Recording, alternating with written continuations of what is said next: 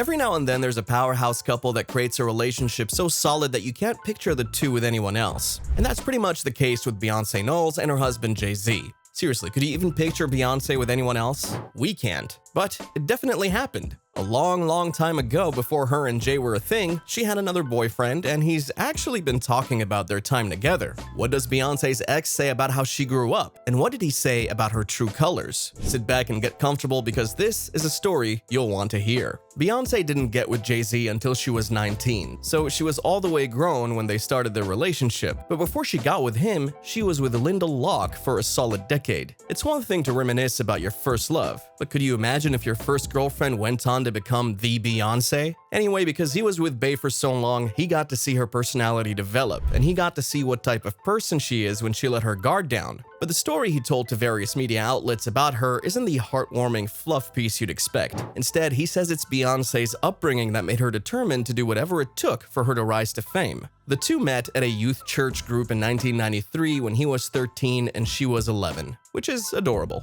Lyndall said it was love at first sight for him and that he just couldn't take his eyes off of Beyonce once they'd met. And just for added dramatic effect, the pair were set up by Kelly Rowland. You remember Kelly Rowland, right? Kelly was Beyonce's best friend. They'd known each other since Kelly was around 8 and moved to Houston where she met Beyonce, and then moved in with the Knowles at some point. She's so close to the family that she calls Beyonce's mom, Tina, Mama T. So Lyndall says when they first got together, it was really innocent and cute starting off because they were so young. They were doing things like hanging out after school nearly every day and falling asleep talking on the phone. One of the more surprising aspects of the way he describes the relationship is that he wasn't immediately aware that she could sing. That's right, he says she was so shy she didn't sing then, and wasn't in the choir or anything for him to know about her secret talent. Could you imagine his shock when he found out? Or when his seemingly shy ex-girlfriend rose to international superstar status? He says their relationship was a pretty typical first love situation where they just hung out and enjoyed each other's company. Lyndall says that Beyonce's dad, Matthew, was very apparently in charge of the family, and that he made it clear that he wasn't going to allow anything to get in the way of his daughter's road to success. After he found out that Beyonce had talent and potential, he became obsessed with making sure she became famous. So he quit his job as a manager at a coffee shop, similar to Kinko's, and took on the job of being her full-time manager. Allegedly, he put all of his money, including his life savings, into his quest to make his daughter a star. According to Lyndall, the rest of the Knowles family called this obsession Project Beyonce. At one point, he even said they went bankrupt because Matthew was pouring all of their money into this project. Of course, all that work and money paid off in a major way, but there was immense pressure on Beyonce to succeed. Basically, if she didn't, her family was majorly out of luck, and it probably didn't help the family dynamic to be so focused on one child, while the other wasn't being praised for being talented and having potential. That seems like a recipe to pit siblings against each other and to create some nasty sibling rivalry. Lyndall says Matthew even gave him a talk about not getting in the way of Beyonce's future. Matthew told him not to screw anything up, and Lyndall said he took that to basically mean that he better not get Beyonce pregnant. Not that he had anything to worry about though. At the time, Beyonce was adamant that she wanted to wait until she got married.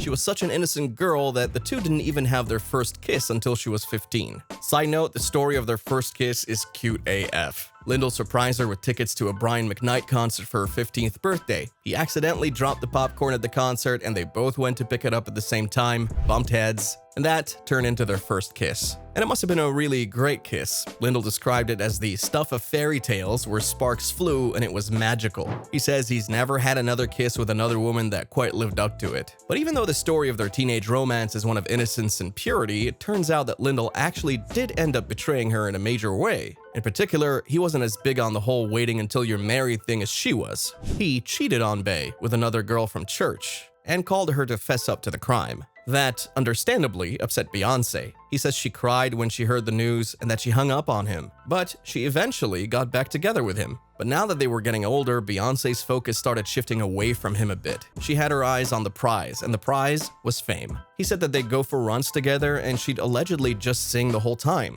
And when he asked her why she was doing it, he says she told him that it was because it had conditioned her lungs and build up her stamina so that she could sing and move on stage for hours once she became a star. She and her friends would frequently go to her mom's hair salon to practice their routines. Eventually, Beyonce was homeschooled so she could focus on her career even more. Lyndall said it was like the Beyonce train was on a fast track to success. She was focused and she knew what she wanted. She'd started singing when she was 5 and her parents supported her. There was a Beyonce train on the fast track to fame, and you were either on it or off it. Some people fell off the train and others jumped. Because of all this, it's pretty clear that Beyonce's childhood wasn't exactly normal. It's not often that kids are made to think that they need to perform 24/7 and succeed so their family can recover from the bankruptcy it faced to pay for their careers. Honestly, Lyndall was probably the only part of her life that resembled the normal teen experience. He told the Daily Mail that Beyonce practiced keeping her career and personal life separate from a very young age. He was such a sunny, positive kid that loved making Bey laugh, so when she was hanging out with him, she got to relax. She went to prom with Lyndall, and while they were dancing and laughing and having fun at the dance, she allegedly told him that it was fun just to be a kid for once. Of course, we all know that teenagers typically get into stuff they shouldn't, like drinking and smoking.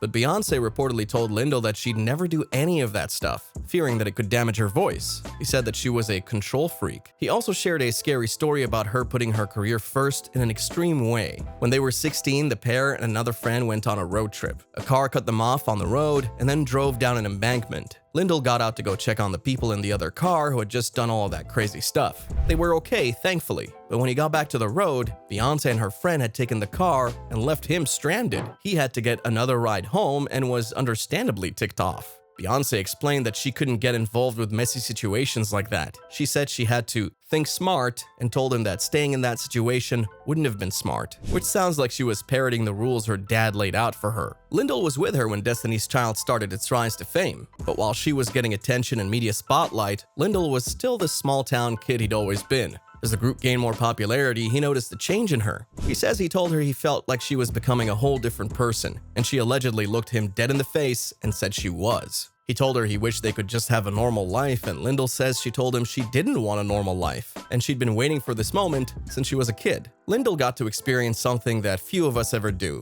dating someone famous. But he soon came to the conclusion that the lifestyle wasn't for him. It wasn't long after that Bey started talking about a new guy a lot. It was Jay-Z. And when Lyndall asked her about it, she says she told him that Jay wasn't anything to worry about and wasn't even her type. But the two took a break anyway. They never got back together. While they were on this break, Lyndall told Beyonce that he cheated on her a lot while she was off on tour. So it really wasn't any wonder that she didn't get back with him, because at this point, he cheated on her several times. And although it's easy to feel sad for her in that regard, let's remember that she came out on top. I mean, she's married to one of the biggest names in the whole entertainment industry. Beyonce and Lyndall haven't spoken for years at this point, but in an interview with the Daily Mail, Lyndall confessed that he considered Bey to be the love of his life, and that losing her was one of the biggest regrets of his life. He's doing okay though. He also said he has a long-term girlfriend, a son, and a job that he's content with. He's actually not holding any hard feelings against Beyonce either. We were together for 10 years. I saw the changes in her. She needed someone like Jay-Z to take her to the next level. There's no hard feelings. What do you think? Was it wrong of Beyonce's dad to put that much pressure on her as a kid? Or do you think it was worth it because of the payoff when she became successful? What do you think about her first love?